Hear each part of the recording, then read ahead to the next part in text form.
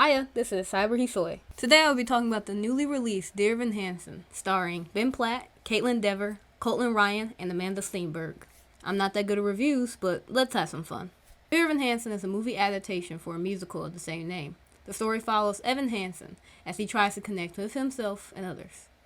Evan suffers from intense anxiety and as a result tends to get himself into situations that led him to deceive a grieving family by pretending to be friends with their son Connor Murphy, who recently committed suicide, forge emails and memories, and seduce the daughter of that family. Now it might sound like I'm wailing on this guy, but Evan, he's an alright guy. He just doesn't think. Still, I couldn't help but wish he got the girl in the end. What can I say? I'm a sucker for love. Evan has his own wounds and trauma, from his dad leaving to his mom emotional and physical absence. Now that's something I can relate to. Basically, the story's about connections. The lack of them, the need for them, the effect of not having them. We all want to feel connected, and the music pulls on the pain of not feeling connected, feeling invisible and unheard. Now that's something I can relate to. The soundtrack is amazing. Listen to it if you haven't. Goosebumps on some songs, tears for others. Okay, so we know the story, and you were reminded to go cry and listen to the soundtrack. Now, for the movie production itself. I really only had a few things to say. I'm not the biggest critic, but wanted my voice to be heard. Dear Evan Hansen is a good, emotional story. I like it. It's hard to go wrong with that in my eyes. I see the beauty in everything. However, the emotions and the message were lazily visually portrayed for most of the songs. The scenes were simple and lackluster. They added very little to the original song. You could close your eyes and get the exact same experience. Some gave more details, like in Waving Through a Window. Evan has 3 prescriptions for his anxiety. If you couldn't already tell he had anxiety from the intense constant shaking, that is. Some exceptions are, you will be found. This had great visuals and it got the message across. Requiem, I almost cried. Only Us gave me goosebumps. The tension that led up to the song, the chemistry between the actors, and the visuals as they imagined their future together. Dates, first kiss, prom. But like I said, I'm a sucker for love, or rather like. Let's not move too fast. They're 17, 18, and they just met. The greatest of all, sincerely me. Best scene in the movie. A lot of energy and as lighthearted one could get as someone feigns a friendship with a dead kid. And you get to see that dead kid dance around the school and Evan and him do friend stuff. Plain cheerful and enjoyable. Next, the movie didn't include Anybody Have a Map. In the musical, this song sets up Connor's home dynamic, and so anyone coming into this movie blind will be clueless as to how deep his issues went. Like, they showed him acting out in school and being a loner, but his family life was the main factor to that. And without that, you just thought he was this rude, edgy kid. Which he was, but he had his reasons. The proper context needed wasn't given to explain his demeanor or his actions later in the movie. Connor was driven to that state because of the disconnect and tension in his family. From the movie, you might have thought it was because he was a loner and was bullied, and it certainly had a part, but he was a loner and had a bad personality, which caused him to be bullied because of his home life and unresolved childhood issues, which do get expounded on later in the movie. Next, now, the portrayal of anxiety, a tad over the top. Evan was constant in his intense shaking throughout the entire movie, like intense. It reminded me of those TikToks of people trying to convince you they have anxiety or show you what anxiety is. I get overwhelmed so easily. My anxiety creeps inside of me, makes it hard to breathe. Words come over me, feels like I'm somebody else. I get overwhelmed so easily. Both just don't seem authentic. It felt much more authentic and even impactful if they played to the subtleties of anxiety. In my experience, anxiety isn't in your face. It's subtle and tries to stay out of sight. It's something you can't see or easily distinguish, so it's that more daunting. It's suffocating, so you tend to squirm or rather fidget. So less shaking and adding in some pin clicking, nail biting, skin picking, leg bouncing, or subtle fidgeting could have gone a long way. I'm guilty of the pin clicking. Mostly throughout the 11th grade and my first hour chemistry class, I clicked the pin.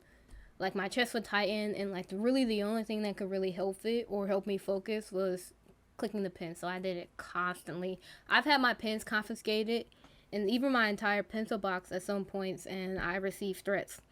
Like, my friend who sat next to me, he would take one pen and I look him dead in his eyes and I pull out another. He'd take that one and I go and reach for another. Love you, Q. At that point, I didn't even really know I had anxiety. I went to the doctor's one day and I explained the chest pain, and she was like, you either have a crush on your teacher or you're having an anxiety attack. And I'm like, well, I definitely love that teacher, but not in that way. So anxiety attack it is.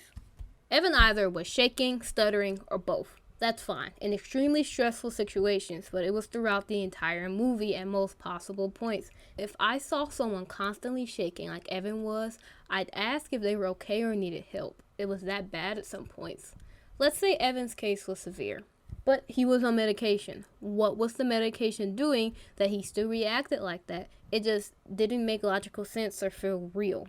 It was hard to relate to him when I definitely should have.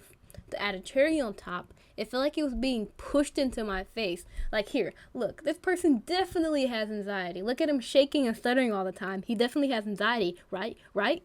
It was spelled out for me when I would have rather picked up on the signs and figured it out myself, fill it out for myself. Once again, playing to the subtleties of anxiety. Don't bring attention to it. Those who understand will understand, and it'll be that more impactful. You feel it because you've been there. You've done that.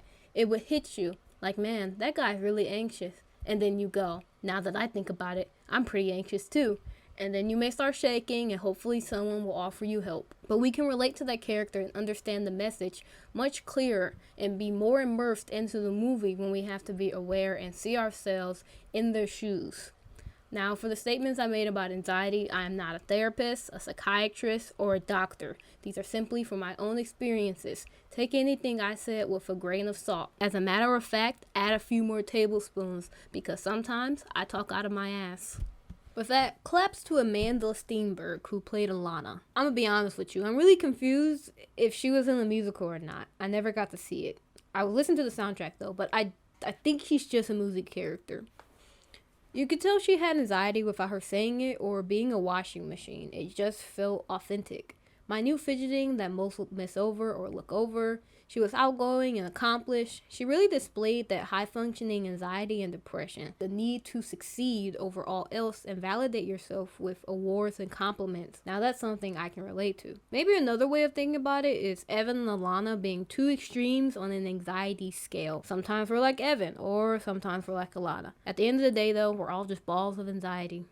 Or Ben Platt just wasn't good at portraying anxiety in an authentic way. Up for discussion. While we're on the topic of Alana, they added a new song. I repeat, they added a new song. Now, like any other dedicated fan of the musical with 1 year under my belt, I was quick to jump to disdain. How dare they add a completely new song? They've tainted it, ruined it. Soiled it! Soiled it! Soiled it! Soiled it! Soiled it! Soiled it! But once I take my head out of my ass, it's an okay song. Doesn't have the same feeling as the other songs, but it was enjoyable and had a nice message. I liked Amanda's voice. She sang well, and it was something new. A message of everyone isn't as okay as we all try to appear to be, building upon the original themes of the musical and making the movie not be a song-by-song recreation. Alana sang again. A new song. Unnecessary. You got away with one. Don't push it. End of discussion. Lastly, now I've been revving up for this one, but my God, the audio production was awful. Maybe it was the fault of the theater, but the audio blared at times and was just generally all over the place. Might have only happened once, but fool me once, shame on you. The singing. Arguably the most important part was good but awful. Like they sounded good, but every other key or note sounded like their voice will artificially crack. Like they used auto-tune or some note editor to make them sound kind of bad, like they were normal people and not performers. And that would make sense if the singing were presented as if they were actually singing in real life. Real people singing in real life. Makes sense. But they weren't. The singing was imaginary or movie dimension, fourth wall. We heard them sing, but the characters didn't. So why couldn't they sound amazing? Why didn't they sound amazing? Why did I hear a perfectly good singer have their voice suffer from a technology-induced crack? Was he such a good singer that they were in the studio and they were like, okay, man, we need you to crack your voice every once in a while. Okay, great. I can do that.